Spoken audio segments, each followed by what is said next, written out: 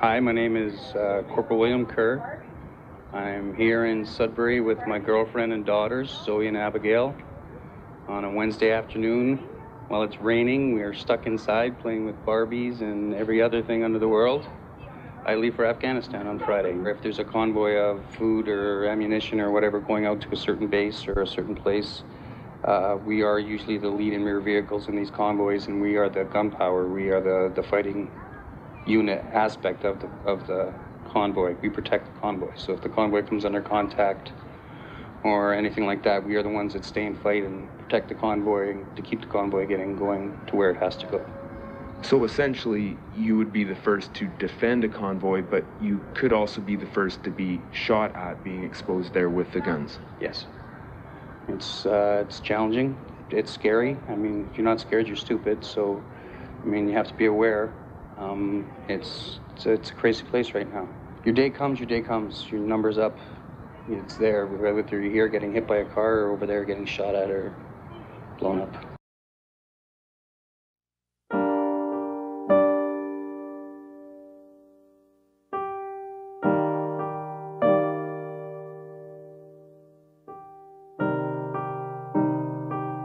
He always told me that he went because he wanted a better place for me and my sister, and he wanted to protect us.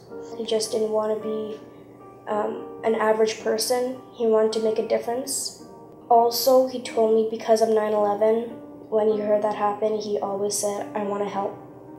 Shortly after that, he joined the military. Of course, I was sad that he left, but I did know that he was making a difference, and that's why I let him go. I knew it was something he was very passionate about, and I told him I would support him in whatever he chose to do. She had trouble with it because sometimes she'd be able to talk to him over the internet. He would play acting like, oh, it's, you know, things are going good here, don't worry about me. But she was happy to hear from him, though. She would come over and say, "Mom, I just got a call from Billy and they're doing good." But she says, I could sense it in his voice. He's sad, you know, and he's anxious to come back home. And there's a lot of things that went on over there that he did share with her that he found very, very hard compared to what we have here. When Tracy was asking me, "Come and watch the news," when Billy was out on his first tour, I said, "Look, if anything happens, I'll be there to support you. But this stuff, I don't want to know anything about it." It was too depressing. I thought the second tour would be easier on me because I made it through his first tour. I had an idea how to deal with it a little bit more mentally. He had gone out and got me a dog, so I wasn't alone. I think that was the best thing that he did, was to get me an animal so that I had someone to come home to, and he was trying to make me feel a little easier with it. Thanksgiving, I went to London to visit my sister, and it was constantly on my mind. I was feeling uneasy. I wasn't feeling right. Like something was gonna go wrong. She wanted to keep in contact with Billy. She couldn't even come to the other side and bake pies with Mom and I and joke and laugh. Very serious. We even went for a walk with family, taking family pictures, just the three of us, Mom, Tracy, and I. And all her concerns was about Billy. Like her mind, her train of thought. She'd be there with us for a minute, and then she'd be off thinking, where could he be? What is he doing? I even have a picture of her just crying, just bawling. And I had to take a picture of it. Because I was like, you got to see yourself right now. Maybe a couple of days after coming home from London, I found out Billy was injured. 3 gentlemen from the Irish Regiment, his commanding officer, warrant officer, and a padre. They came to the house, and I thought they were just coming to ask me if I wanted to volunteer to do something with the regiment. My mother was screaming for me. I was kind of searching for something other than the reality of what they were coming to tell me. I was told that he was injured, and then I was told that the doctor from Germany was going to call me and tell me his injuries. As far as they told me, it was that he was wounded by an IED.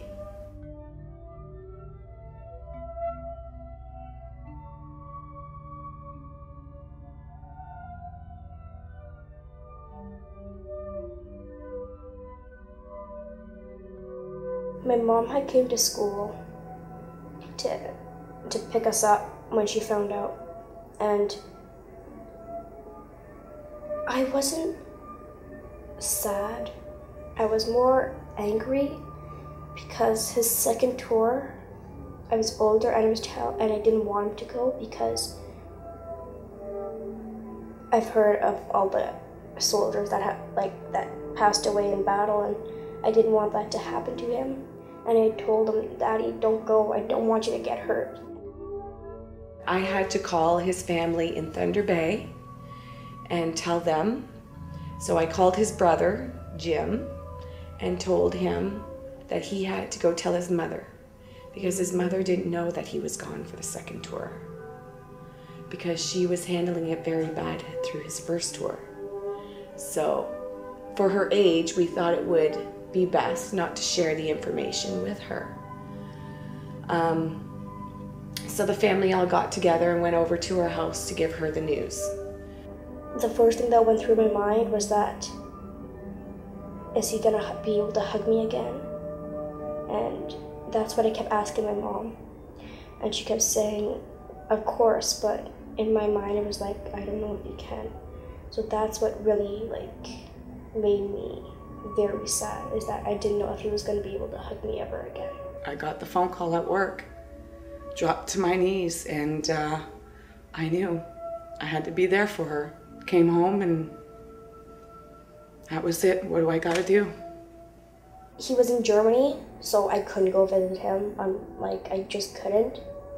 And my mom had kept me home from school a few days after I found out what happened to him, because if I went to school, I knew that all my friends would be asking me what had happened, and I wouldn't be able to handle it. I would just be crying all the time. I wouldn't be able to concentrate in class. I knew it was going to be difficult right off the bat. He wanted me to run. He wanted me to leave. He knew. But I don't think he knew that his family would be by his side this much. I think it would be more of a challenge for me to just continue on in life, not being supportive of my husband. After he went to Ottawa in December, my mom had took me for the first time to see him. I panicked and I ran into the bathroom and started bawling my eyes out.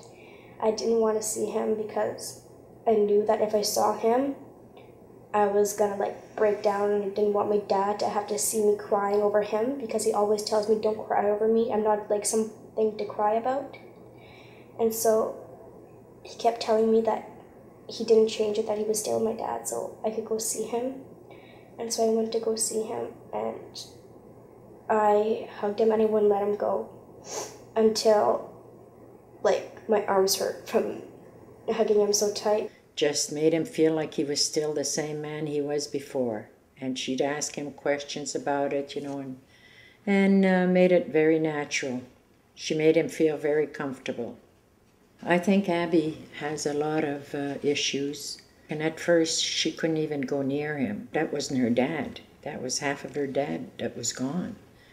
And she kind of was scared about it. It didn't make him feel uncomfortable because he knew she was just a little girl. 3 years ago, she was only 5.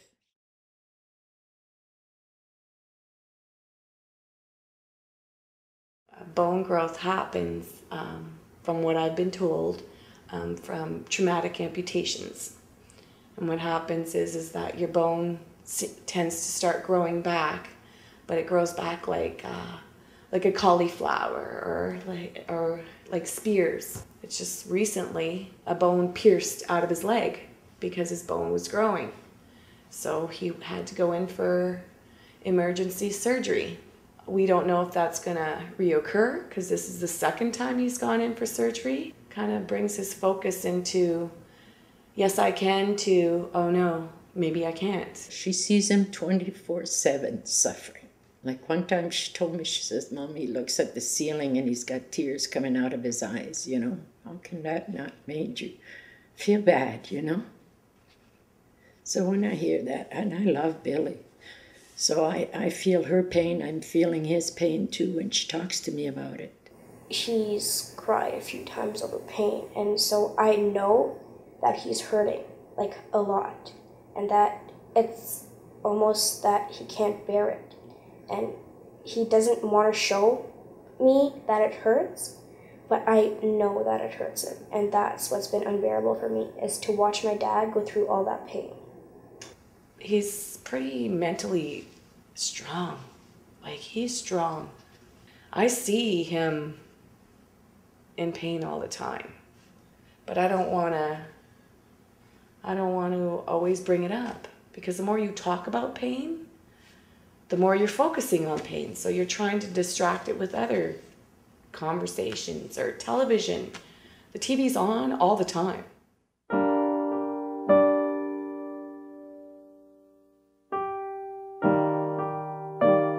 Billy comes back and he's in need of so many things, more so that sometimes, I shouldn't say this, sometimes you feel like they're thinking, well, why didn't he just pass away, you know? We'd be better off if he would have just passed away. She has a lot of trouble getting some answers back. It's all like it's passed from when she talks to somebody about something, he needs this, then they say, oh, we'll get back to you, you know? And then she waits for that and she gets back to them because they don't get back to her. So she ends up going higher up to get things done. And it takes a long time, you know, that she can get anything out of them. And that depresses her very much. I think they're compassionate to them when they first get injured. But then again, you know, it slowly transitions where, you know, it calms down and they want the families to kind of like gather their lives together. But the communication is lacking with contacting the families and seeing how they're doing and making sure that everything's all right, whether it's mental, physical, the children doing okay. That needs to continue, not just end after the first, second year of returning. This takes a lot longer. I've watched so many things about, okay, they've trained everyone to go to war, but where's the training for when they return from war? Where's the training of the injuries for people to know how they're coping or dealing with it? I haven't met a team yet that knows what they're doing. We're like the trailblazers. We're the ones telling them our needs. But then again, they're telling us whether we need these things or not. Well, these are needs, these aren't wants. We never wanted any of this to happen in our lives. So now when we make requests, we're feeling like we're burdening. We're feeling like we can't ask what we need because we're going to be denied in some way or another, or have to express why we need these things. You can see his injuries. It's obvious that his legs aren't going to grow back. He may be able to walk again, but he'll never be capable of doing what he used to do. And he knows that. What he's just trying to accomplish is just trying to move forward even one baby step at a time. And I don't feel like I'm taken serious most of the time about what his needs are and how serious this is. And I don't know what to do, except for maybe get my point across through what I'm doing right now. It would take me and a lot of others who are sitting back and afraid to come forward to speak, afraid to say anything about what they're going through, and to tell it like it is. Because I don't want to offend anyone. I don't want to hurt anyone through this. I just want to make some changes. That something's got to be done for if our soldiers go off to war, when they come home, they've got a place to go to and there's help. Not they've got to search here, search there. They've got 50 business cards from all kinds of different people and they don't know in which direction to go to. I don't have answers. And I don't think they have answers. Because I'm asking them, who's the higher power? Who do I go to? I don't want to talk to the little guy anymore. I don't want to go up the chain of commands. I want to go right to the commander. And there's always the people at the bottom that need to keep their jobs, so they don't want you to go up to the commander.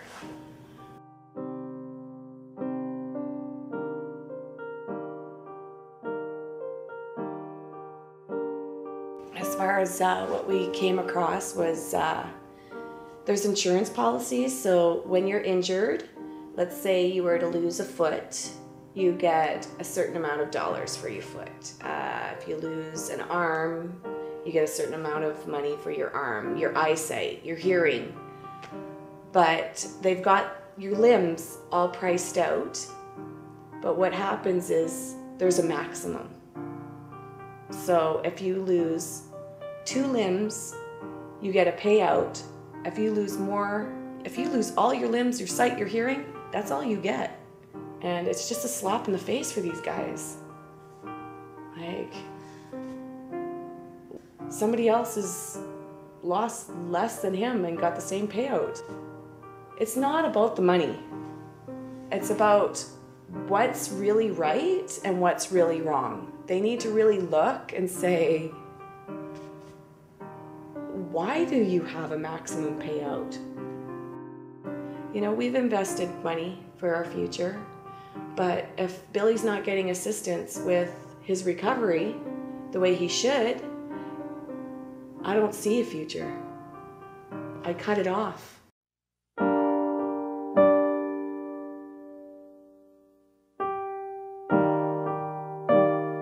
She's still the same when it comes to caring, but she's lost herself. I worry about her health. I see it in her face, the color in her skin tone. I hear it in her voice, how concerned she is on Billy's well-being. I worry about her having a stroke. She's my identical twin sister. And I just know, like, this is just overwhelming for her. I know it. I can't go living without her. I need her just as much as she needs Billy.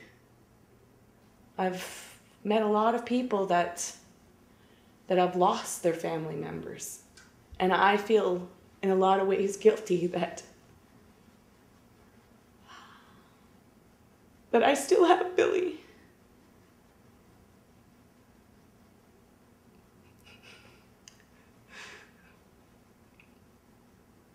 I feel selfish because I'm happy he came home.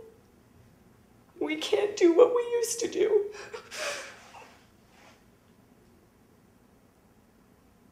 Yeah, it's a new life and we can transition our lives. We're a strong family. But if we don't have the support, if we don't have everyone's support, it's very hard for us to move forward with this. Because then we don't understand why we did all of this. And how are we supposed to motivate other families to do the same? I don't want to encourage people if this is the treatment that you get after. Things need to change. And fast. Very fast. Because people are going to speak up and say stuff. And so will the children. People will call me hero, and he keeps saying, I'm no hero. I'm just one of those who went to war and fought a battle. And I kept telling him, like, you are a hero. A lot of kids look up to you, and you are my hero, and you're Tracy's hero, and you're Abby's hero. And he said, thanks, but I'm not a hero. I've never experienced a love like I see with those two.